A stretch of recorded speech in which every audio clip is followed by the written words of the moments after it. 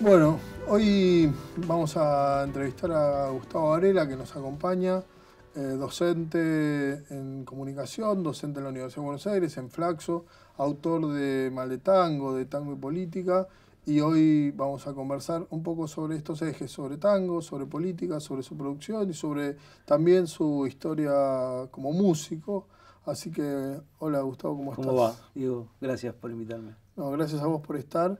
¿Y cómo nace esta relación con el tango? En mi casa se escuchaba tango los sábados, a la mañana mucho, porque mis padres bailaban, pero no eran bailarines profesionales, eran bailarines ahí ocasionales, pero iban a bailar a algunos lugares y han ganado un par de premios. Yo creo que más que nada por lo ridícula de la escena, porque mi papá me medía 1,90 y mi mamá 1,50. Entonces, viste, era como un tobogán ellos, pero bailaban muy bien y pasaban mucho Gardel, me acuerdo los pasadiscos, y todo eso ocurría sábados y domingos a la mañana, porque después sábado a la tarde y domingo a la tarde mi padre se iba al hipódromo. Y ahí yo empecé a escuchar el tango, que era música que a mí no me gustaba, como se me ocurre todos los de mi generación. Yo tengo 55 años, éramos hijos del rock. Mi papá escuchó una música, yo escuché otra. Mi abuelo escuchaba la misma música que mi papá. Es decir, viste que había una tradición que se frena en la década del 60 y que empieza a traer otro tipo de música. Pero yo tenía un poco el oído del tango y me gustaba escuchar la voz de Gardel, aunque no entendía demasiado la cosa. Y a los 17 años apareció en la vida mía y de mi familia el hijo de Argentino Ledesma, Claudio Ledesma, a través de un amigo en común que vivía a la vuelta de mi casa.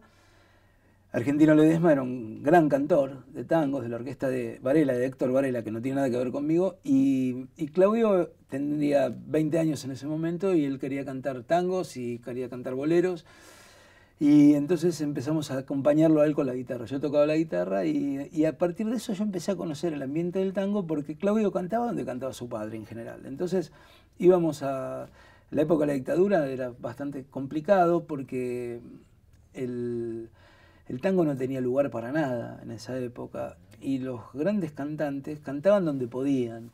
Por ejemplo, recuerdo ir mucho a restaurantes de ruta que son en San Miguel, Los Polvorines, todo con el Negro Ledesma, y cantaba Claudio también y nosotros lo acompañábamos. Y estuvimos en Refasí, en Mar del Plata, una vuelta haciendo la temporada con Claudio, y entonces ahí estaba el polaco Goyeneche, estaba Nelly Vázquez, estaba Horacio Ferrer también, y Carlitos Acuña, que es el que cantó la marcha peronista en el 72 cuando volvió Perón en el avión. Bueno, y yo ahí conocí el ambiente del tango. Era un ambiente muy divertido, bastante marginal, bien de costado, y con unos tipos que eran unos aristócratas, porque eran tipos que te batían las cosas, ¿viste? Te las decían de un modo muy definido y con una sabiduría callejera extraordinaria. Después todo eso para mí se perdió porque me puse a estudiar, estudié filosofía y no podía hacer las dos cosas, tenía que laburar, y después me fui metiendo por otro lado, digamos, me abrió Foucault, me abrió Nietzsche, una lectura respecto de la historia que me permitió entrar al tango de otra manera. Ahora, vos mencionabas a Perón, ¿no? Sí. Al tango, y hay como una especie de dicho popular de que el tango te espera, ¿no? Que generalmente nadie suele entrar a la música a través del tango y luego, digamos, particularmente el porteño se va reencontrando con el tango, que lo tiene en algún lugar que no sabe que lo tiene. Y bastante común pasa también con el peronismo, ¿no? Que se suele decir que también el peronismo espera y llega, sí. ¿no?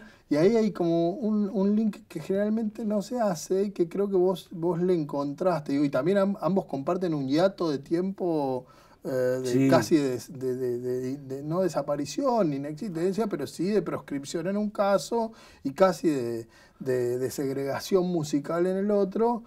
Y siempre vuelven a emerger ambos, ¿no? Vos lograste como ahí... Bueno, a mí me pareció, hay un dicho que dice la vieja Gardel y Perón, ¿viste? Ese dicho es de la época del peronismo. Bueno, obviamente porque está la palabra Perón, pero podría haber sido otro dicho que era tomado, pero se empezó a decir en la época del peronismo esos tres ejes como ejes de fidelidad. Gardel es una fidelidad. La única cosa infiel que hizo Gardel fue morirse. El resto de todo lo que hizo fue fiel. Y digo, y vos ponés un disco de Gardel y nunca perdés con un disco de Gardel. Vos decís, bueno, a ver estos temas que nadie... Viste, Gardel grabó muchísimo. Y hay muchas cosas que en general no se conocen. Y vos lo ponés y decís, bueno, a ver esto que nadie escuchó, viste, o que se escuchó tan poco y es fantástico. Lo mismo inclusive pasa con músicas muy sencillas, digamos, con músicas ¿no? muy sencillas, sí. Relativamente básicas a las cuales siempre Gardel les pone un color, ¿no?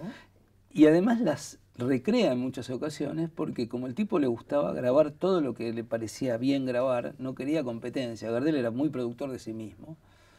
De hecho, dejó de pesar 130 kilos y empezó a pesar 70 y pico porque quería mejorar su imagen para ir a Hollywood. Y eso no se lo decía a nadie, no tenía un productor que le decía eso. El tipo vio que había un camino por el lado del cine que era un camino de mucha explosión y de mucha globalización para él. Bueno, y Gardel, ¿qué hacía? Como quería grabar todo, entonces lo grababa apurado.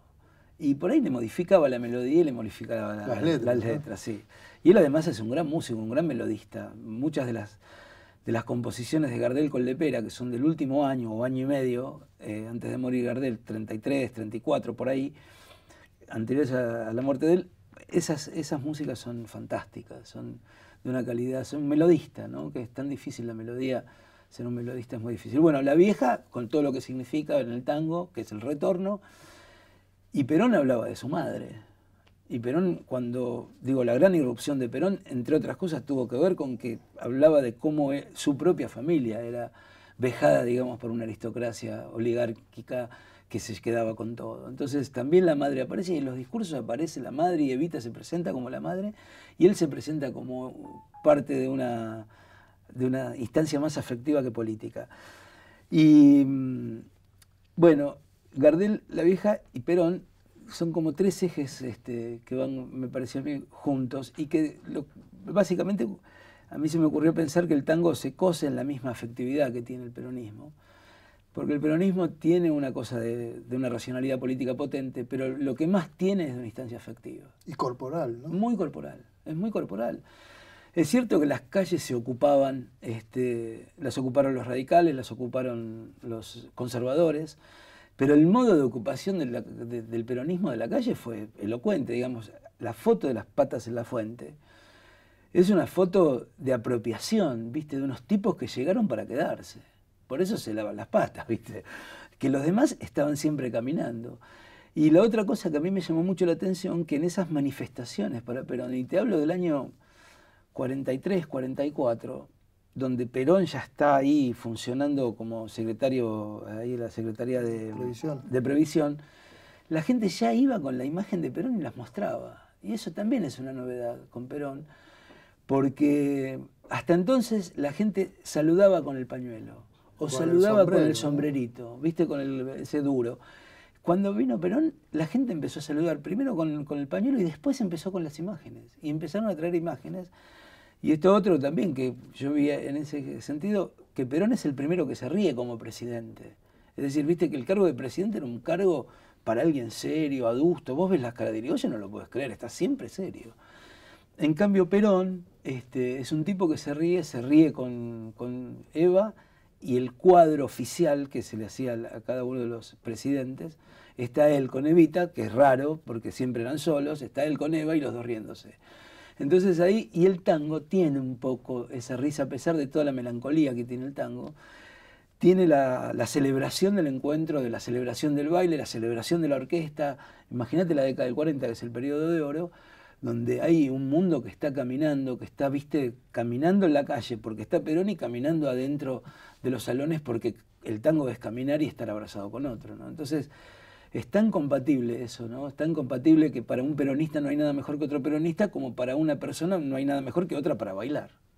Entonces ahí se componen los cuerpos y tiene una presencia muy, muy definitiva, ¿sí? Y por eso cuando el peronismo se cae el tango canción. Yo creo que los dos se agotan al mismo tiempo de una instancia, ¿no? Entonces, y el peronismo, claro, queda en la resistencia, queda en tener que construir de otro modo, de empezar a hacer política de otra manera. Ya están reconocidos claramente quiénes son los enemigos, digamos. Entonces el peronismo busca otro recorrido, que es un recorrido subterráneo por obligación, y además porque Perón no está. Es decir, que es muy raro eso cuando vos ves el tema de la proscripción. Y el tango de algún modo queda proscripto, porque significaba la misma cosa, ¿no? Significaba, si vos ves los tangos de la década del 60, salvo algunos, qué sé yo, El último café, algunas cosas de Cátulo Castillo o de Homero Expósito, pero el resto son tangos que se olvidan. Yo lo llamo la edad media del tango, eso. Sí, a eso me refería, Sí. ¿no? Con una combinación entre Sí, ambos. porque queda, viste, queda boyando en un lugar y no se sabe bien sobre qué escribir, porque los poetas, salvo Mansi y Discépolo, están vivos todos, todos están vivos. Los músicos están vivos, está Pugliese, está el Gordo Troilo, está Piazzolla, están todos, Lucio del Mar, están todos. Y sin embargo no hay más tango. Y vos decís, ¿qué pasó? Y eso que se rompió por otro lado. No se rompió en el tango, no se rompió en el peronismo. Se rompió en que hay un giro, hay una cintura que se quiebra y que tiene que empezar a construir sentido de otro modo, ¿no?